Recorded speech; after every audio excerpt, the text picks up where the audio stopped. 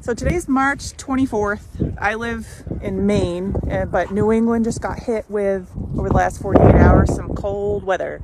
And so we just got some snow, and it occurred to me that not everybody knows about this little trick that I do on the farm. And you don't have to have like a half acre under cultivation like I do to use this trick.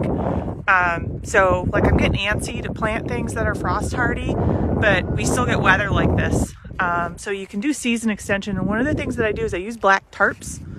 I don't know if you'll be able to see. Let me see. So the other day I put down all kinds of black tarp in the garden, and it's weighed down with sandbags. And when the sun comes out, it's going to melt this snow right off real quick. And then additionally, if I leave this here a couple of weeks, it's going to pull the frost. Here's Sue's.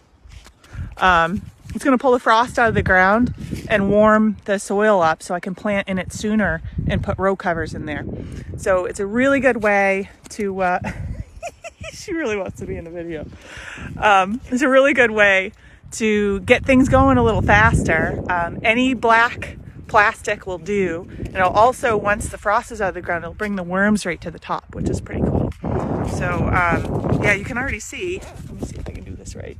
It's already melting because of the black. Just even though it's still cloudy out, what sunlight is coming through the clouds is going to melt this right off.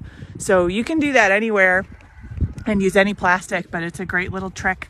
Also, if you leave it down long enough, it'll get warm. The weed seeds will sprout underneath there and then kill the weed seeds that are there. It'll smother them. So it's a little season extension and weeding trick. So talk to you soon.